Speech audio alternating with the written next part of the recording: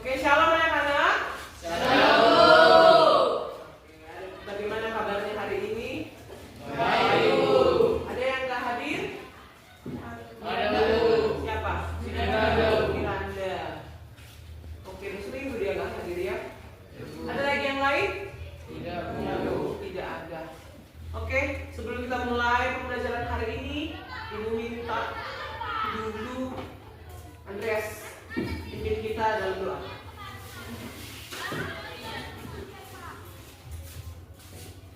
Mari kita bersatu dalam doa.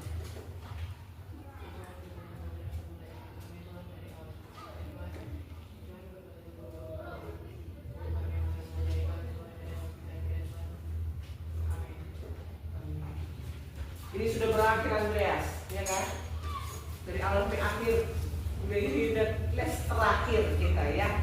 Oke, terima kasih Andreas. Kita bernyanyi lebih dulu. Ada yang tahu lagu Sekolah Minggu, Burung Pipit yang Kecil, tahu? Tahu ya. Kan kita dulu udah sekolah minggu, ya kan? Kita bernyanyi bersama-sama. Keluarkan suaranya. Ya. Burung pipit yang kecil dikasihi Tuhan, terlebih diriku dikasihi Tuhan. Bunga bakung di padang diberi keindahan, terlebih diriku dikasihi Tuhan.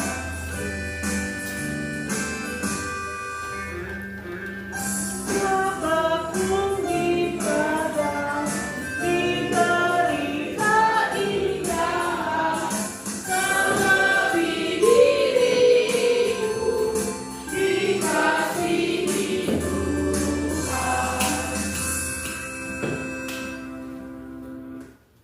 Oke, apa sih makna lagu Burung Pipit yang Kecil ini? Aku? Ada yang tahu? Burung pipit yang kecil dikasih Tuhan. Kenapa sih dibilang dikasih Tuhan? Siapa sih yang memeliharanya? Siapa yang melihara burung pipit? Burung pipit yang terbang tinggi kan? Yang liar kan? Iya. Siapa yang kasih makan? Hah? Tidak ada. Burung pipit dikasih Tuhan. Kenapa? Karena dia tidak ada yang memelihara, tapi tetap bisa hidup kan? Karena banyak makanan yang tersedia. Bahkan ketika kau jemur jagung, kau angkat jagungnya, pasti ada sisa 5, 10, 15 butir kan? Siapa yang makan? Kalau nggak ayam, burung pipit. Apalagi bunga bakung di padang. Bunga yang di taman kita inilah, berwarna-warni indahnya itu karena apa? Karena Tuhan yang pelihara, Tuhan yang pakaikan. Jadi maksud lagu itu adalah supaya kita tidak khawatir dengan apa yang kita butuhkan. Sebab Tuhan akan memelihara kita. Nah, pertanyaannya sama kalian, siapa di sini yang pernah merasa sangat khawatir dalam hidupnya? Angkat tangan dulu. Oke, banyak ya sih. Kan? Siapa? Papa nggak khawatir? Turunkan tangannya. Siapa yang pernah membutuhkan sesuatu, lalu tiba-tiba kebutuhan itu langsung ada? Ada pernah mengalami hal yang sama? Contoh nih, kamu butuh ongkos pulang, ya kan? Lalu kamu pikir, gimana ongkos pulang nggak ada? Sambil jalan kok sambil tendang-tendang batu, ternyata ada 20.000. Ada. Pernah mengalami seperti itu atau hal-hal yang tiba-tiba langsung ada kebutuhan kita? Pernah? Pernah, kata si Andrea. Bagaimana perasaannya? Tentu senang kan? Kalau kebutuhan yang kita butuhkan tiba-tiba ada, pasti ada rasa bahagia. Nah, materi kita hari ini ya terkait dengan Allah pemelihara semua ciptaannya.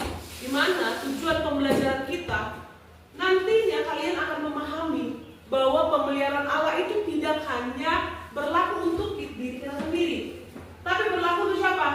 Untuk semua ciptaan dan bahkan untuk setiap rumah tangga. Ya, bukan hanya untuk diri kita, tapi untuk semua ciptaan dan juga rumah tangga. Mari buka kitabnya dari Mazmur 104 ayat 14 sampai 24. Kita baca secara bersama-sama. Mazmur 104 ayat 14 sampai 24. Sudah dapat? Mazmur 104 di Alkitab yang kecil ada itu. Ayat 14 sampai 24. Sama-sama kita baca 1, 2, 3 ya. Engkau yang menumbuhkan rumput bagi hewan dan tumbuh-tumbuhan untuk diusahakan manusia, yang mengeluarkan makanan dari dalam tanah, dan anggur yang menyukakan hati manusia, yang membuat muka berseri karena minyak, dan makanan yang menyegarkan hati manusia.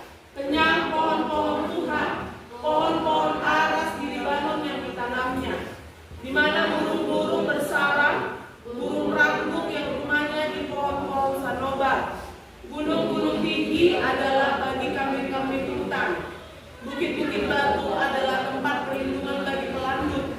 Engkau yang telah membuat bulan menjadi penentu waktu, matahari yang tahu akan saat terbenamnya. Apabila engkau mendatangkan gelap, maka hari pun malamlah. Ketika itulah bergerak segala binatang hutan. Singa-singa muda mengaum-ngaum akan mangsa dan menuntut makanannya dari Allah. Apabila matahari terbit, berkumpullah semuanya dan berbaring di tempat perteduhannya. Manusia pun keluarlah ke pekerjaannya dan ke usahanya sampai petang. Betapa banyak perbuatanmu ya Tuhan, sekaliannya kau jadikan dengan kebijaksanaan. Bumi penuh dengan ciptaanmu. Ayat yang kita baca ini ya anakku, tentang kebesaran Tuhan dalam segala ciptaannya, itu diatur semuanya, ya kan? Bahkan apa katanya? Hewan makan dari mana? Rumput-rumput yang ditumbuhkan. Manusia dari tumbuh-tumbuhan yang diusahakannya. Dan dari mana hasilnya? Keluar dari tanah. Kayak kan kita makan ubi, makan kentang, itu kan dari dalam manusia, ya kan? Ya enggak? Iya. Nah, perhatikan gambar di depan. Yuk, gambar apa ini? Galaksi. Hah? Black hole. Itu bahasa Inggris. Black hole bukan lubang hitam. Galaksi. Ada yang tahu fungsi galaksi itu apa? Hah? Tempat tinggal siapa? Manusia. Apa?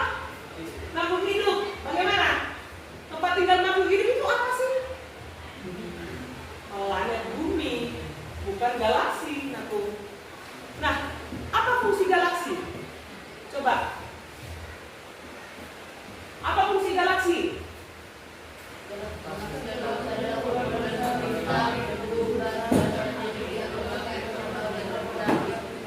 Ya,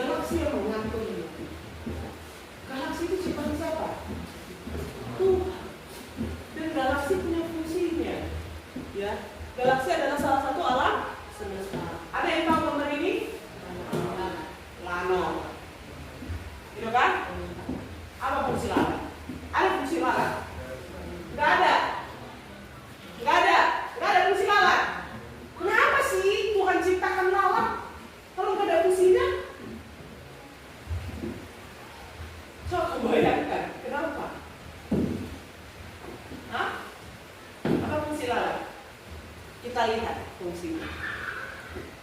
Lalat kalau dia bertelur namanya dinamakan apa? Larva. Telur lalat. Pernah lihat telur lalat?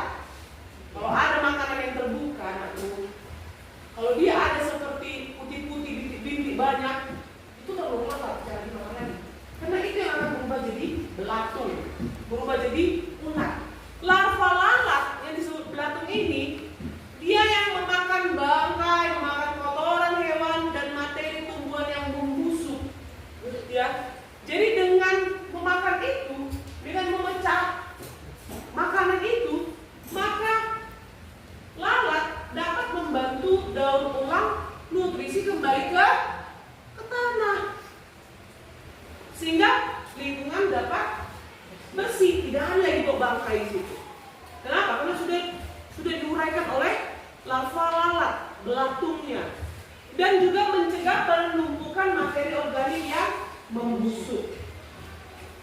Dan mau tidak mau, materi yang membusuk tadi akan terserap ke tanah menjadi nutrisi tanah.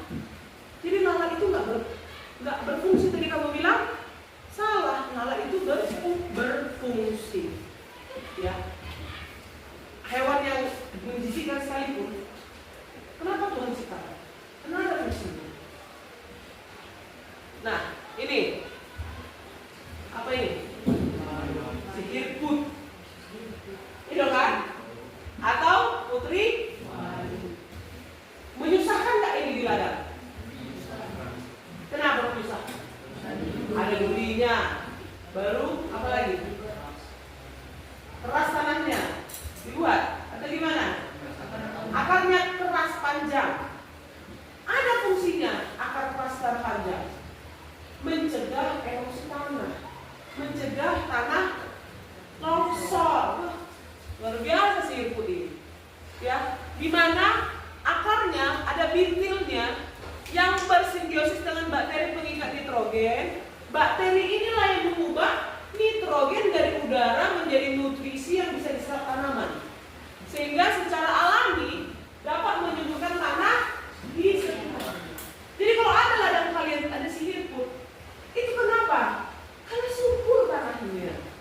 Karena ada yang diikatnya dari nutrisi dari udara, diikat untuk masuk ke tanah. Lalu karena dia sebagai tanaman penutup tanah, akarnya tadi seperti yang aku bilang mencegah erosi tanah, terutama di lahan-lahan yang terbuka atau miring. Jadi sihirput sekalipun menyusahkan, ada fungsi, ya, ada fungsinya di sini. Nah, dalam kelompok ibu minta dulu berdiskusi, ya, bagaimana Allah menyediakan makanan bagi hewan di hutan atau ikan di laut. Lalu bagaimana pohon-pohon bisa tumbuh dan berbuah? Ayo, mulai pikirkan dulu jawabannya. Ibu kasih waktu 5 menit. Ibu tanya nanti setiap kelompok, bagaimana Allah menyediakan makanan bagi hewan di hutan? Seperti yang kita baca tadi, singa-singa mengaum, menuntut makanan dari Allah katanya. Lalu bagaimana pohon-pohon bisa tumbuh dan berbuah? Contoh di hutan lah, tidak ada yang menyirami kan, tidak ada yang kasih pupuk kan, tapi bisa menghasilkan buah dan bertumbuh. Ayo. Bagaimana Allah menyediakan makanan bagi hewan, ya, di hutan atau ikan di laut?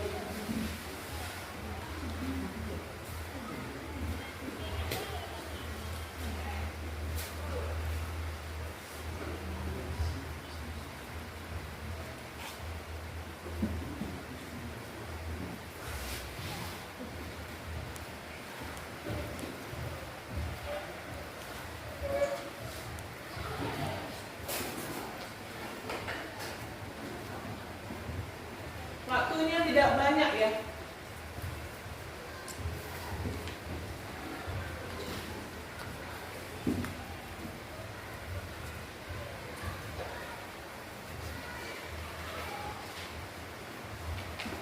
Bisa dibuka Alkitabnya tadi yang kita baca, ya kan?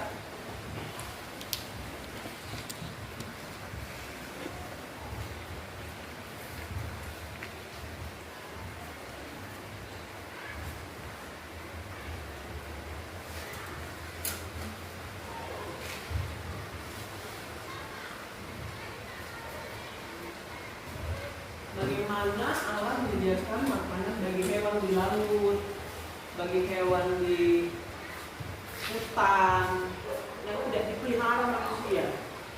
Kemudian bagaimana pohon-pohon bisa tumbuh dan berbuah.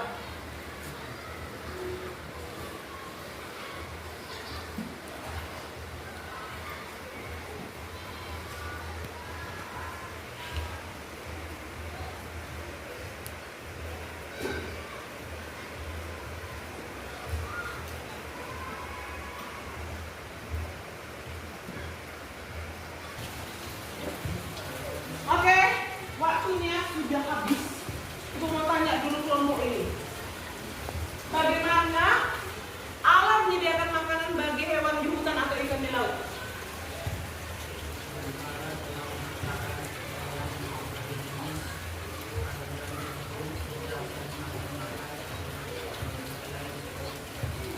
Oke, mereka menjawab Tuhan ciptakan hewan-hewan yang lain untuk menjadi makanannya, disebutlah itu rantai makanan. Bagaimana kelompok lain? Sama? Sama? Oke, kelompok Andreas. Bagaimana pohon-pohon bisa tumbuh dan berbuah? Adanya kotoran hewan untuk jadi apa itu? Jadi pupuk. Lalu apa lagi? Proses fotosintesis. Kelompok ini sama? Proses fotosintesis, proses rantai makanan, ya. Nah, jadi benar yang kalian sampaikan bahwa Allah menyediakan makanan bagi hewan di laut, bagi hewan di hutan. Dengan apa? Dengan proses rantai makanan dan siklus kehidupan yang kompleks. Kalau proses rantai makanan contohnya nih, tikus makan padi. Kemudian tikus ini dimakan siapa? Ular. Lalu ular ini dimakan siapa? Elang. Elang ini dimakan siapa? Kalau mati, belatung, larva. Kembali lagi ke tanah. Terus bangkai elang ini kembali ke tanah, diserap oleh padi tadi atau jagung tadi, ya kan? Seperti yang kalian bilang tadi, kotoran hewan. Tidak hanya kotoran hewan, bangkai hewan itu juga diproses oleh larva tadi, belatung tadi menjadi nutrisi atau pupuk bagi tanaman. Proses fotosintesis membutuhkan apa saja proses fotosintesis ini? Cahaya matahari, baru air, ya kan? Ya enggak? Lalu diproses di mana? Di daun, apa disebutnya? Di stomata, ya kan? Jadi pohon-pohon bisa tumbuh berbuah karena Allah yang merancang prosesnya secara biologi yang sangat menakjubkan. Disebutlah fotosintesis, proses fotosintesis. Jadi itulah pemeliharaan Allah antara rantai makanan, siklus air, ya, fotosintesis itu bukti nyata bahwa Allah memelihara ciptaannya itu secara konsisten dan teratur. Supaya apa? Supaya memastikan bahwa setiap makhluk hidup itu memiliki cara untuk bertahan dan berkembang di dalam ekosistem yang telah Tuhan ciptakan. Ya. Jadi Allah tidak hanya menciptakan aja, tapi Dia juga mengatur bagaimana ciptaan ini dapat bertumbuh dan berkembang. Ya. Dia juga aktif memelihara dan memenuhi kebutuhan ciptaannya. Jadi burung pipit aja Tuhan penuhi, bunga babung aja Tuhan penuhi, apalagi kita, ya kan? Oke, nah kita lanjut lagi. Mari buka Alkitabnya dari Mazmur 139 ayat 13 sampai 16. Mazmur 139 ayat 13 sampai 16. Sudah dapat? Kita baca secara bersama-sama.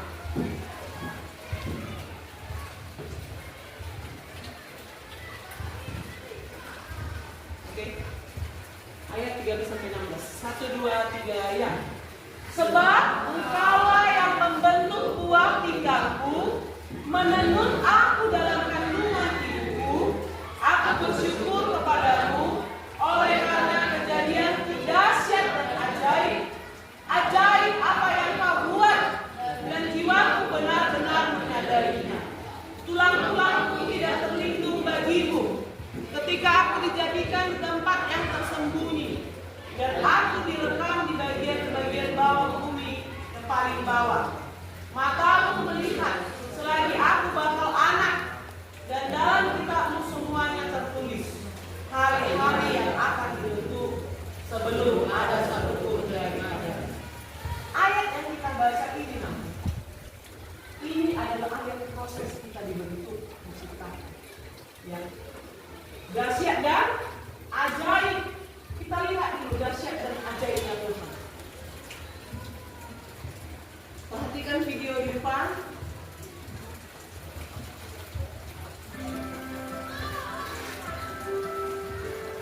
Seperti inilah kita Tuhan bentuk.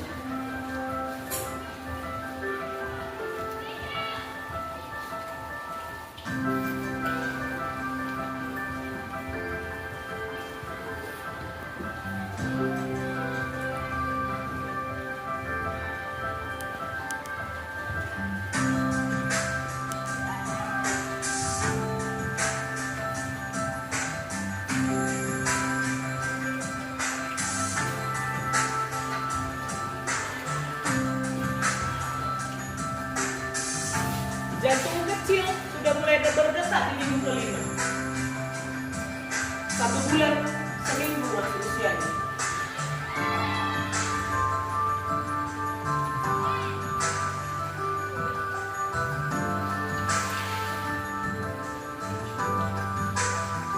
Gak langsung ganteng kalau gitu, ya kan?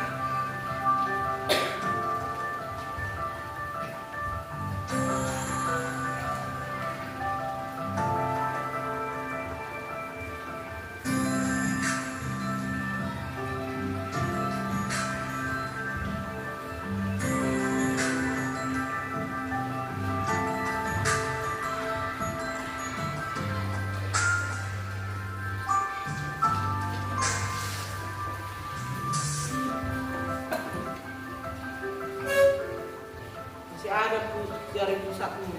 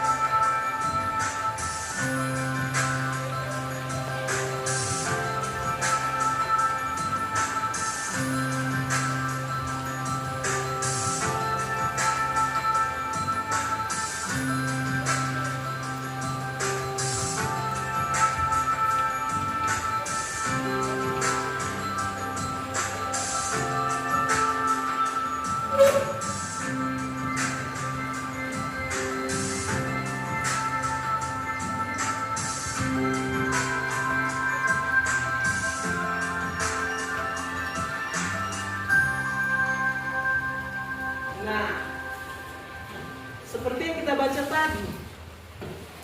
Ya. Yang kita baca tadi apa? pemeliharaan Allah atas kita dari mulai kita berkembang menjadi dahsyat dan ajaib. Bayangkan kalian dari sel telur, dari sel sperma yang gak kelihatan muncullah kamu. Luar biasa tuh hari ini kan. Jadi setiap tahap perkembangan janin tadi itu adalah bagian dari pemeliharaan Allah yang diproses kita dari 0 minggu sampai lahir sehingga muncullah kita. Ya. Oke. Nah, coba dulu kau pikirkan dan sebutkan apa saja yang kau terima sejak kau lahir, ya, dan hingga sekarang ini. Mungkin makanan, pakaian, pendidikan, kesehatan, apa saja. Ayo, apa saja yang kalian terima sejak kalian lahir? Mana? Hah? Gak ada. Hah? Apa yang kamu terima sejak lahir sampai sekarang ini?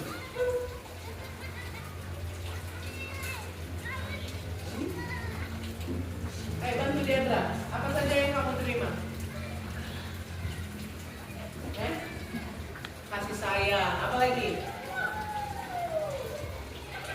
Cuma dikasih sayang aja, nggak usah kasih makan, nggak usah dikasih baju, kasih makan, pakaian, pendidikan, sekolah. Apa yang kamu terima dari lahir? Yuk, kesehatan. Orang tua kita menjaga kita kan? Iya enggak? Tahukah kamu ketika orang tuamu menjagamu, mendidikmu, membesarkanmu, memastikanmu sehat, itu sebenarnya tangan Tuhan yang sedang merenda hidupmu dengan memelihara hidup kita.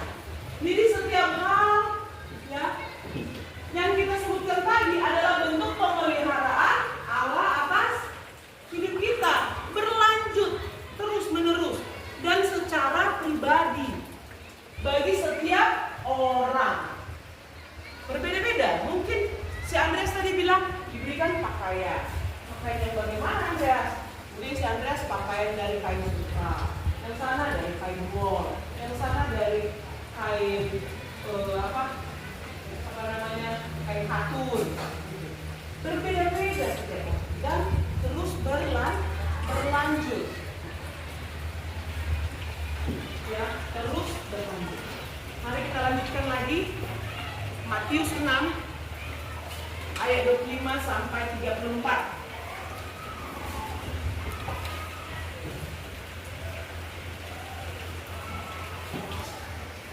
Sama-sama kita baca 1, 2, 3 ya. Karena itu aku berkata kepadamu, janganlah khawatir akan hidupmu, akan apa yang hendak kamu makan atau minum, dan janganlah khawatir pula akan tubuhmu, akan apa yang hendak kamu pakai. Bukankah hidup itu lebih penting daripada makanan dan tubuh itu lebih penting daripada pakaian? Pandanglah burung-burung di langit yang tidak menabur dan tidak menuai dan tidak mengumpulkan bekal dalam lumbung, namun diberi makan oleh Bapamu yang di sorga. Bukankah kamu jauh melebihi burung-burung itu? Siapakah di antara kamu yang karena kekhawatirannya dapat menambahkan sehasta saja pada jalan hidupnya? Dan mengapa kamu khawatir akan pakaian? Perhatikanlah bunga bakung di ladang yang tumbuh tanpa bekerja dan tanpa meminta. Namun aku berkata kepadamu, Salomo dalam segala kemegahannya pun tidak berpakaian seindah salah satu dari bunga itu. Jadi jika demikian, Allah mendandangi rumput di ladang yang hari ini ada dan besok dibuang ke dalam api, Tidakkah Ia akan terlebih lagi mendandani kamu, hai orang-orang yang kurang percaya? Sebab itu, janganlah kamu khawatir dan berkata, apakah yang akan kami makan? Apakah yang akan kami minum? Apakah yang akan kami pakai? Semua itu dicari bangsa-bangsa yang tidak mengenal Allah. Akan tetapi, Bapamu yang di surga tahu bahwa kamu memerlukan semuanya itu. Tetapi, carilah dahulu kerajaan Allah dan kebenarannya, maka semuanya itu akan ditambahkan kepadamu. Sebab itu, janganlah kamu khawatir akan hari esok, karena hari esok mempunyai kesusahannya sendiri. Kesusahan sehari cukuplah untuk sehari. Ayat yang kita baca itu terkait dengan hal kekhawatiran. Tadi pertanyaan pertama sekali Ibu sampaikan pada kalian, apakah kalian pernah merasa khawatir? Benar. Ayat ini menegaskan bahwa kita tidak perlu khawatir, karena tadi lagu kita burung pipit, bunga bakung dipelihara oleh Tuhan, apalagi kita. Tapi apa yang harus kita lakukan? Di ayat 33 apa dikatakan di situ? Tetapi carilah dahulu kerajaan Allah dan kebenarannya, maka semuanya itu akan ditambahkan.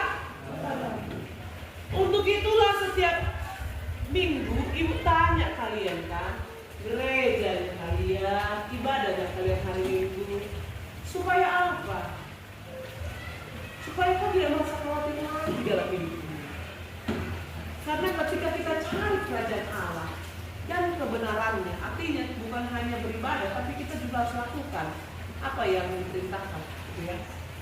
Maka semuanya akan ditambahkan kepada kita. Apa itu semuanya? Apakah keinginan? Tidak, tapi kebutuhan kita. Apa yang kita butuhkan, apa yang kita perlukan, bukan apa yang kita inginkan. Aku menginginkan sepeda motor yang baru, Bu. Padahal sudah ada sepeda motor. Kebutuhannya apa? Bukan sepeda motor. Itu hanya keinginan. Ya. Oke, di sini ada sebuah cerita, ya. Cerita pendek tentang seseorang yang sedang menghadapi kesulitan finansial atau kesulitan ekonomi. Ibu akan bagikan studi kasus. Di dalam kelompok kalian diskusikan bagaimana pemeliharaan Allah bisa terlihat di dalam situasi yang dihadapi oleh tokoh ini. Silakan didiskusikan ya. Dibaca dulu ceritanya secara perlahan ya, disimak. Kemudian jawablah bagaimana pemeliharaan Allah. Terus berlangsung.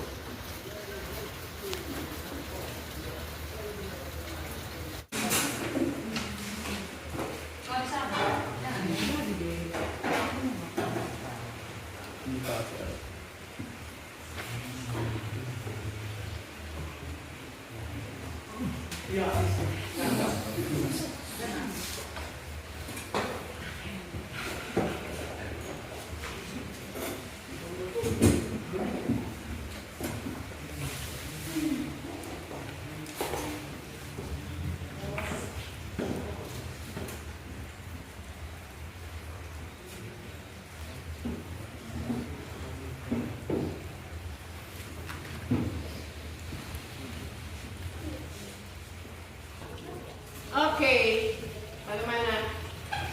Sudah selesai diskusinya? Sudah? Bagaimana kelompok ini? Bagaimana pemeliharaan Allah yang terlihat dalam situasi Dinda? Apa yang terlihat di situ? Awalnya Dinda usaha tidak menunggu semangat sampai anaknya Raya datang dan memberikan kata-kata yang membuat semangat Dinda kembali. Dia kembali dan berusaha seperti awalnya sulit, tapi lambat laun hanya ketika dengan berusaha kesehatan. Oke, kita akan kemana? Berarti pemeliharaan Allah terlihat dari ucapan anaknya tadi, ya kan? Yang tulus mengingatkannya untuk percaya. sehingga bangkitlah semangatnya, gitu maksud kalian? Iya Bu.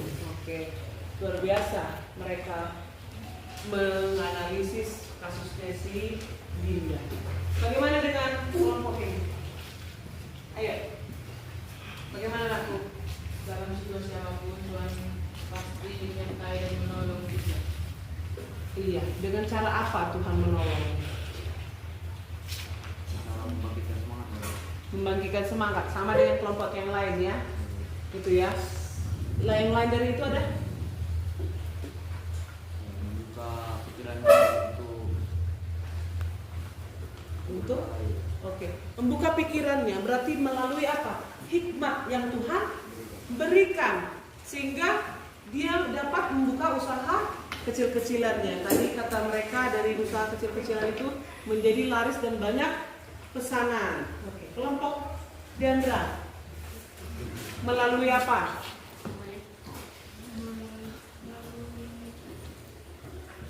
Apa nakku? Pemeliharaan Allah terlihat dalam hidup Dinda.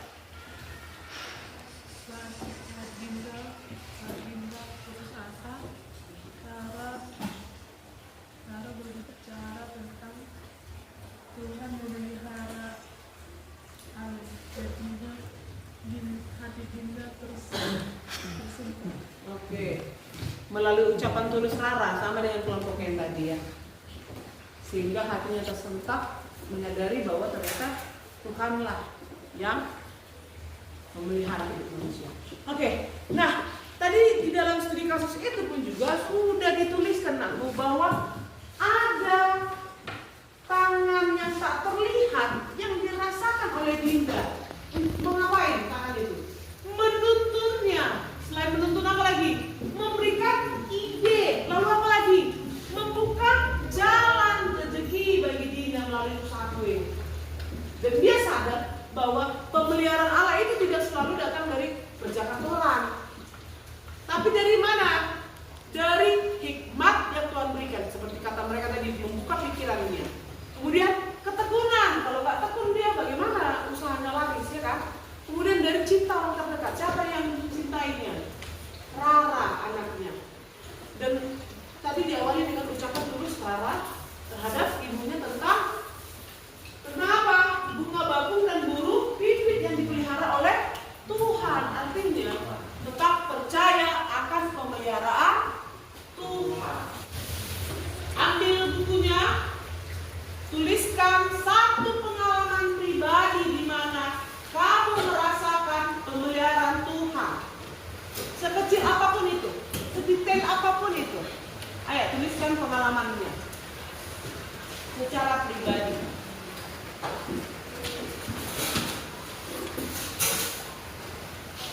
Ayo langsung buka bukunya, tuliskan satu pengalaman pribadi di mana kamu dapat merasakan pemeliharaan Tuhan. Sekecil apapun itu. Ceritakan pengalamanmu ya.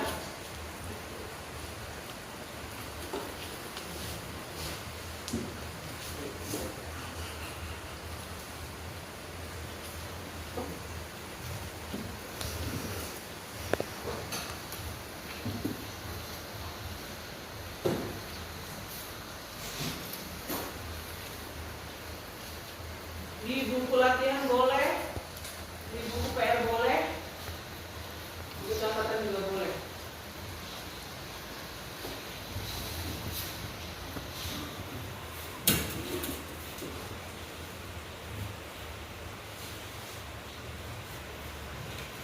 Waktu kita tidak sampai 5 menit lagi nak. Yuk.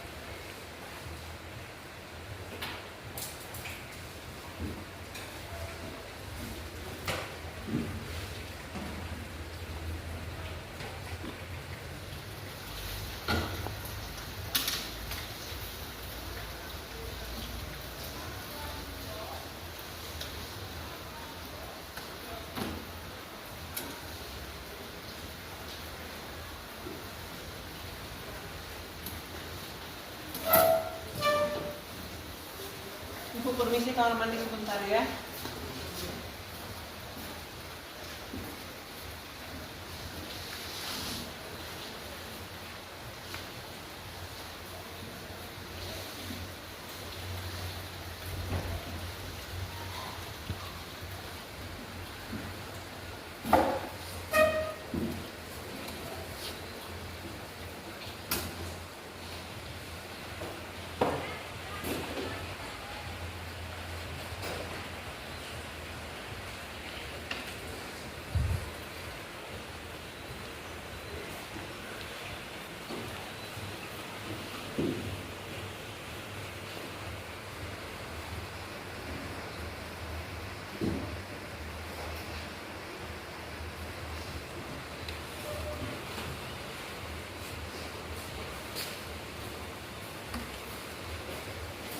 Yang sudah ditulis sudah siap, boleh dikumpulkan. Nak.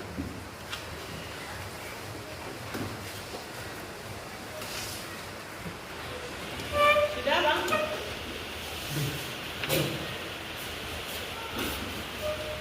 Jadi tidak usah takut ya. Ini tidak dibagikan, tapi hanya sebagai refleksi saja.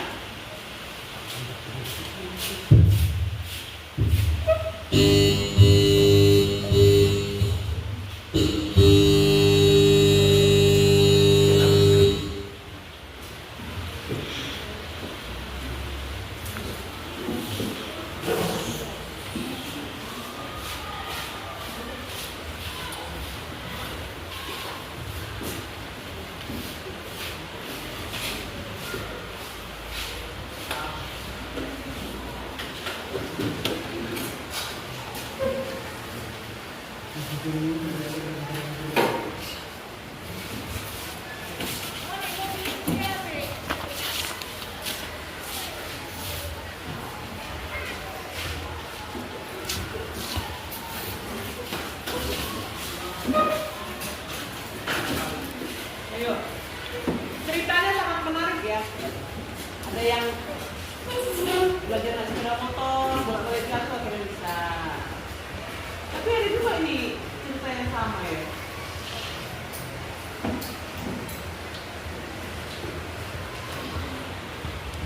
Ada yang hilang uang, jajan.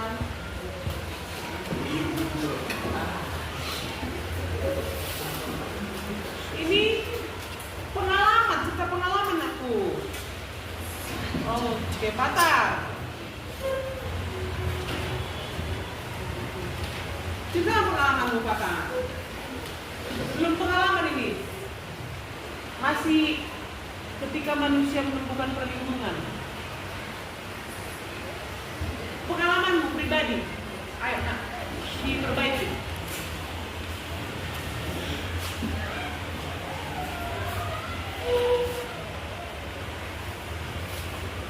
Ada yang amatir manukna, sebelum makan.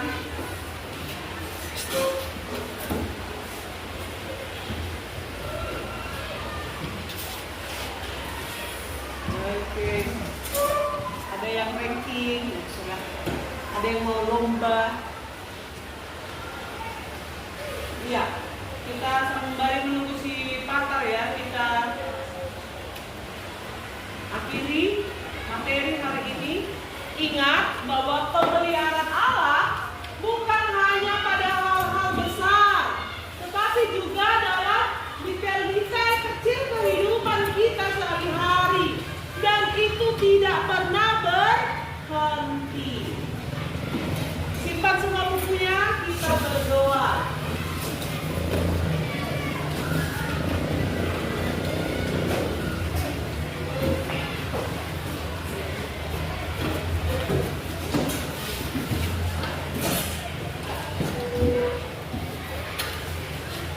Kita berdoa. Kami bersyukur Tuhan buat hari ini kami boleh belajar tentang pemeliharaan Allah atas hidup kami.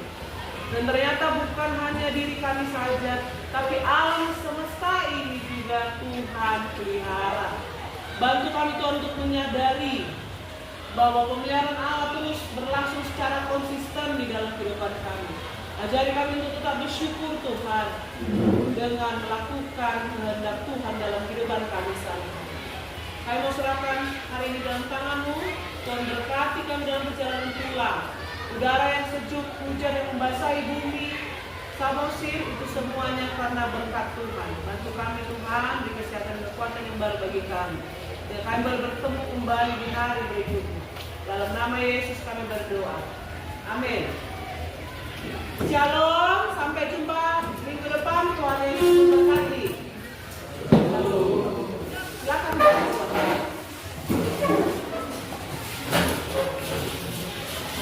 Ya?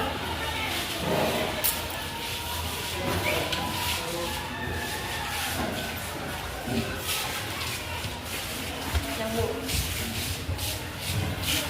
Baby, mungkin dulu.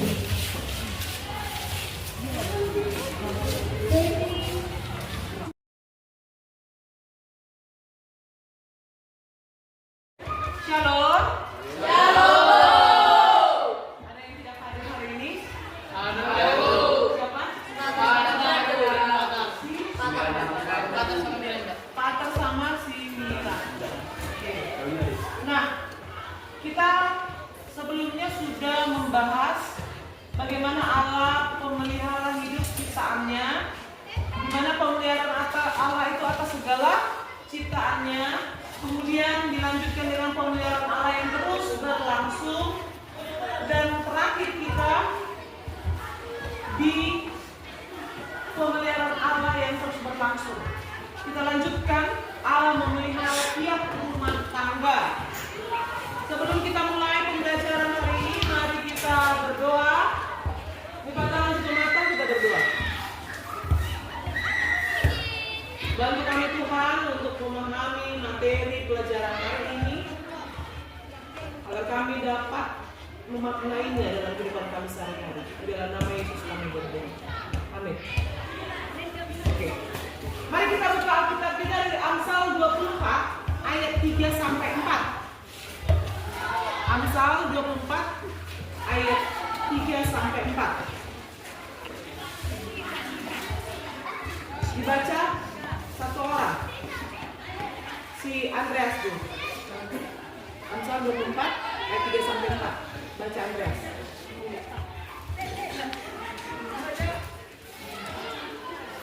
Ayat 3 sampai 4.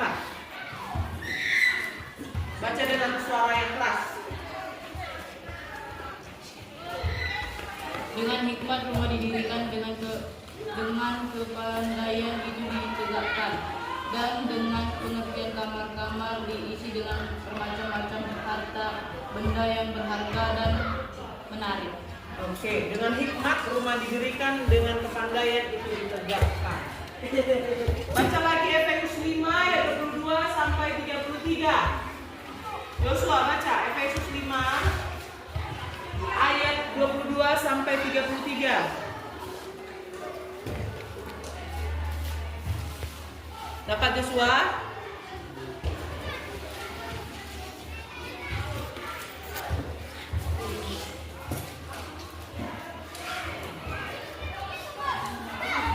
Ayo Jos.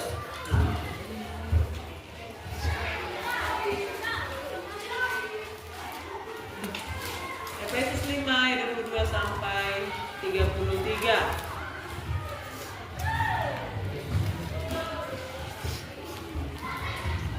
Kita berganti-gantian. Joshua ayat 22, sebelahnya ayat 23, demikian seterusnya, bergantian. Yuk. Hai istri, tunduklah kepada suamimu seperti kepada Tuhan.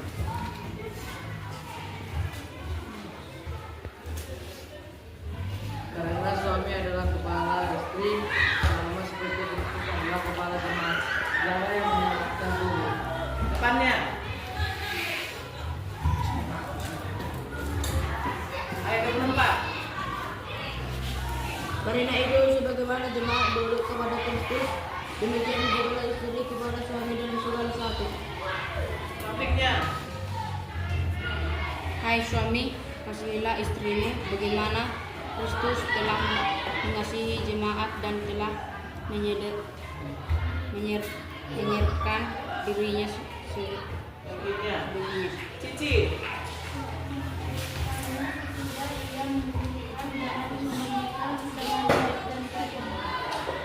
Supaya dalam demikian ia menempatkan jemaat yang dirinya dengan penuh ulang tanpa cacat atau turut atau yang serupa itu, tetapi supaya jemaat hidup dan terus.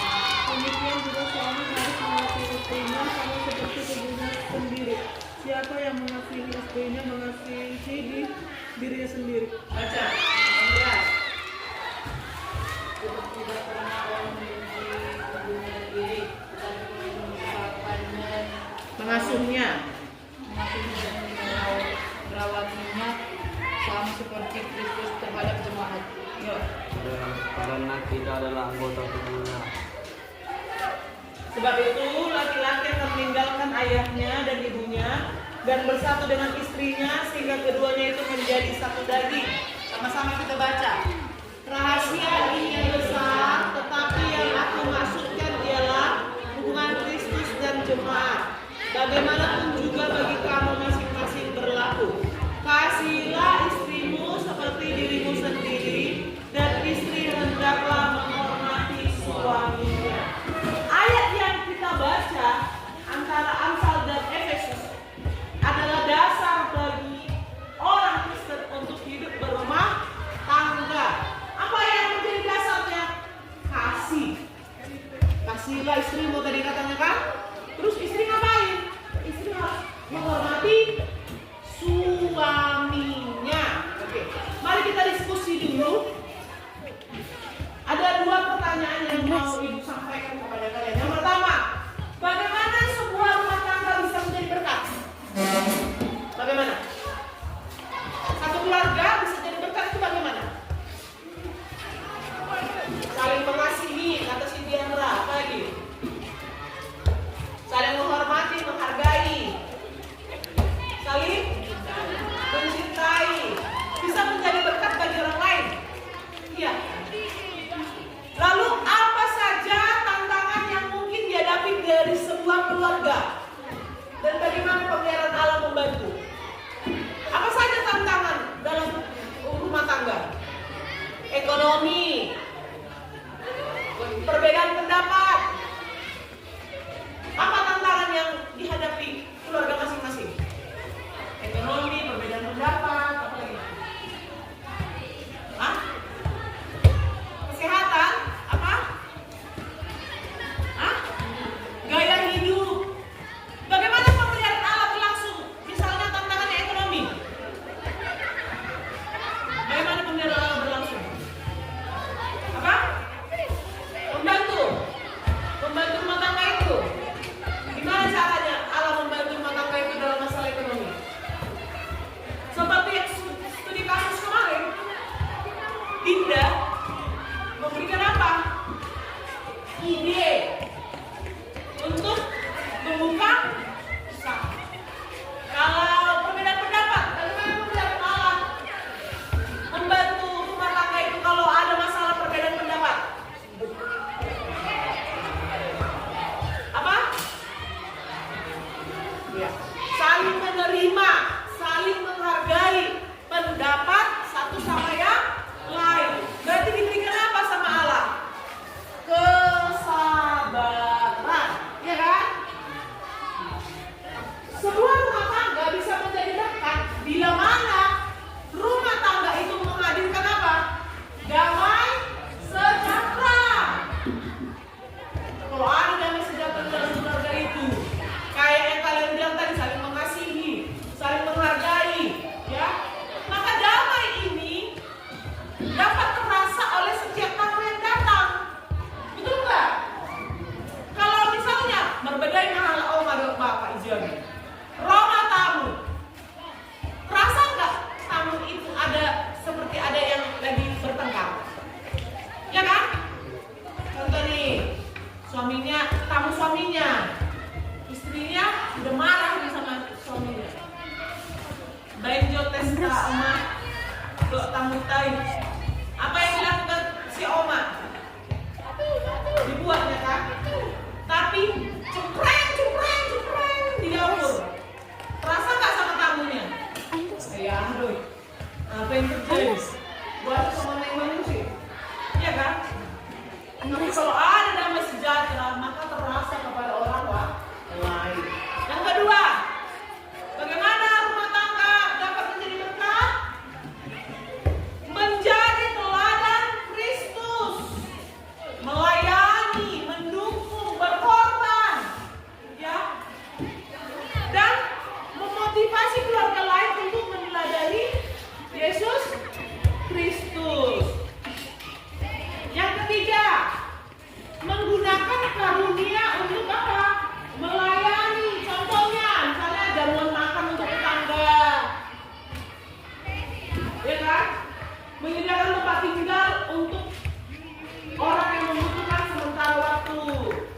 baru beraktif dalam kegiatan sosial di gereja. Itu bisa menjadi berkat bagi orang lain. Lalu yang terakhir, bagaimana caranya membangun relasi yang sehat dengan tetangga, harus harmonis, harus rukun. Itu menjadi bukti bahwa rumah tangga atau keluarga kita berpusat kepada Kristus dan punya kekuatan untuk apa? Untuk menginspirasi keluarga yang lain. Nah, bagaimana dengan tantangan? Apa saja tantangan di dalam keluarga? Tadi katanya ekonomi, ya. Masalah keuangan. Bagaimana cara Allah memelihara kita dalam hal keuangan? Banyak caranya, seperti rezeki yang tak terduga, atau diberikan kesempatan kerja, atau diberikan hikmat untuk mengelola keuangan. Ya, seperti itu pemeliharaan Allah dalam hidup kita. Sekalipun ada tantangan ekonomi. Yang kedua, masalah kesehatan. Tadi nggak kalian sebutkan. Masalah kesehatan menjadi tantangan dalam rumah tangga. Contohnya penyakit. Misalnya ayah atau ibu yang mengalami sakit. Ya kan? Pemeliharaan Allah atas keluarga kita dalam menangani penyakit itu bagaimana? Dipakailah tenaga medis untuk mengobati.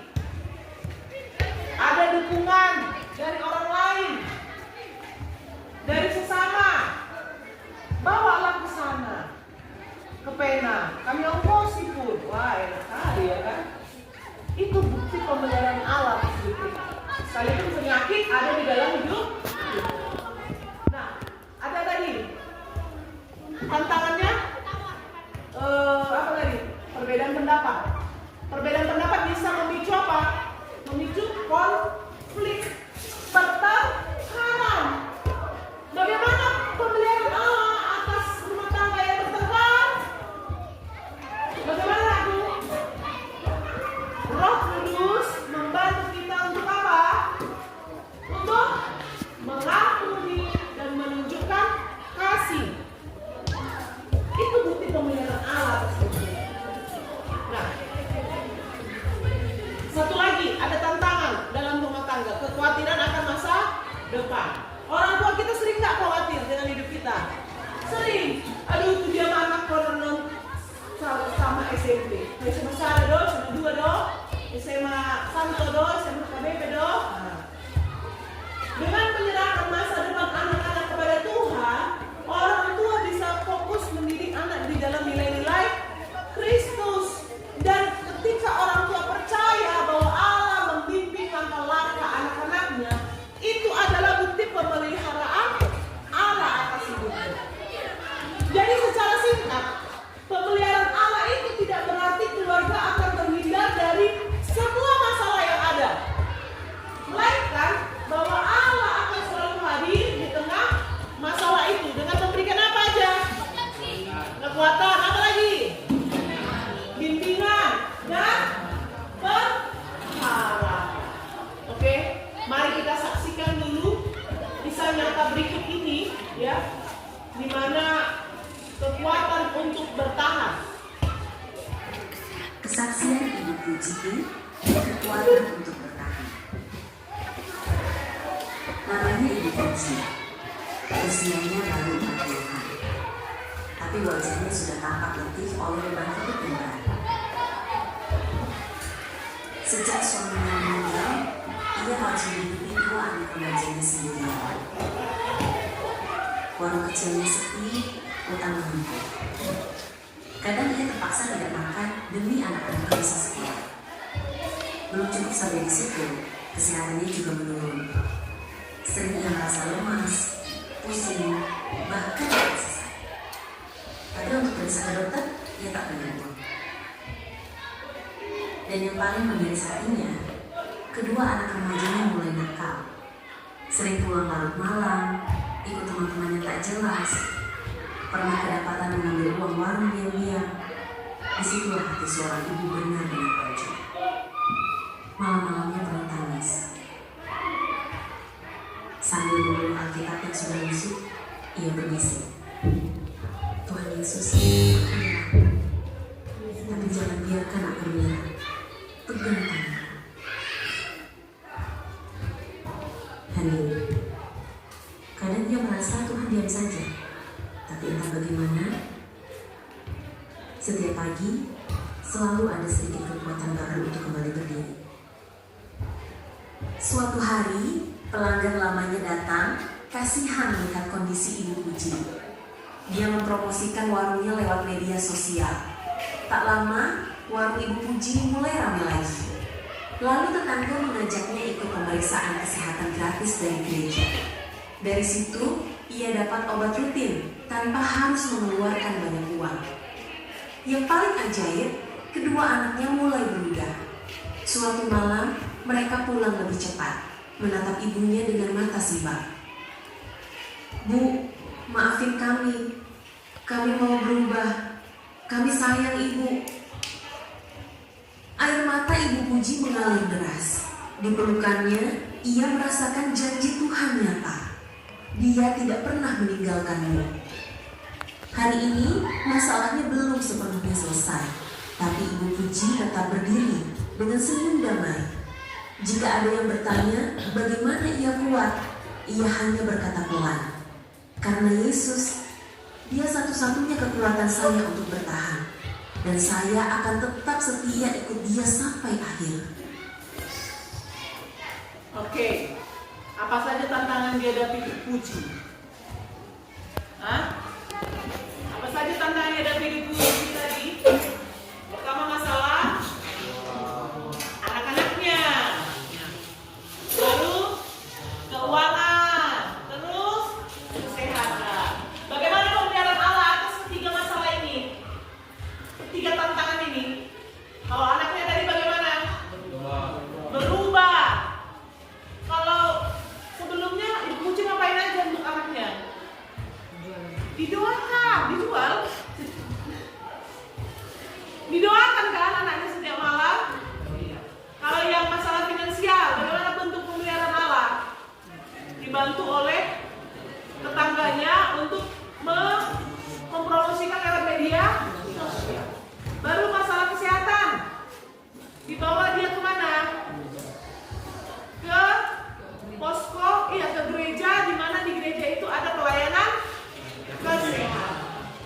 Itu bukti pemeliharaan Allah atas hidup manusia. Nah, jadi rumah tangga Kristen adalah rencana Allah dan tempat di mana pemeliharaan Allah nyata terlihat di mana? Melalui kasih, pengorbanan, dan kesetiaan. Oke.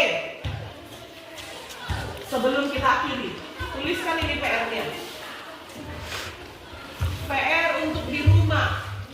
Yuk, 4 soal saja, tuliskan. Nah, udah Ibu periksa bukunya. Andreas? J. Joshua.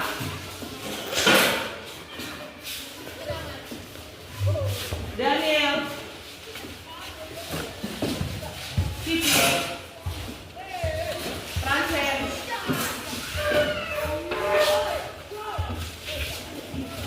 Jandra. Ini Pak. Ini PR-nya dipercakap. Ya. Jelaskan bagaimana Allah memelihara hewan dan tumbuhan berdasarkan Mazmur 104. Mengapa kita bisa yakin bahwa Allah memelihara kita sejak dalam kandungan? Berikan satu contoh nyata bagaimana pemeliharaan Allah terus berlangsung dalam kehidupan sehari-hari. Dan jelaskan mengapa rumah tangga Kristen disebut sebagai bagian dari rencana Allah dan bagaimana pemeliharaannya terlihat di dalamnya.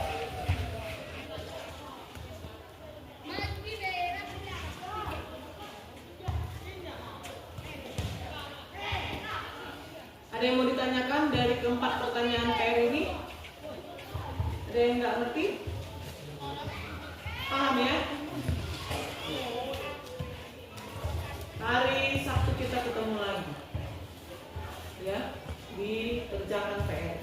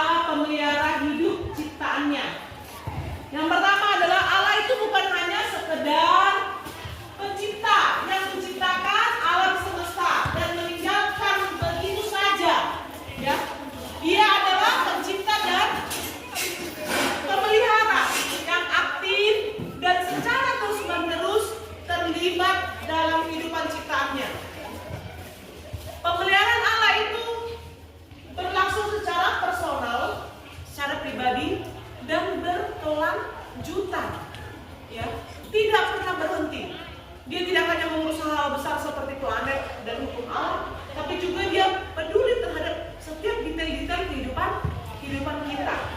Bahkan sebelum kita dilahirkan, kasih dan kepedulian Allah itu tidak terbatas nakku. Sampai di masa lalu, seperti Nuh, Ayub, Daud, dengan Goliat, ya, dengan Musa dan Laut Teberau, tapi berlanjut sampai saat ini dan berlanjut setiap hari. Dan peran Allah di dalam rumah tangga, dia sebagai apa? Pemelihara kita di dalam kehidupan rumah tangga, di dalam kehidupan keluarga. Allah yang membantu kita dalam mengatasi tantangan yang ada. Baik itu tantangan keuangan, baik itu kesehatan, baik konflik, baik itu juga memberikan hikmat, kekuatan, dan kedamaian atas rumah tangga kita. Kalau rumah tangga kita, keluarga kita memusatkan hidup kepada siapa? Kepada Kristus dan menjadi berkat bagi sesama dengan memancarkan kasih dan menjadi teladan yang nyata dari pemeliharaan Allah yang tak terbatas. Untuk itu, Ibu akan akhiri dengan mengajak kita semua, mari kita selalu bersyukur dan percaya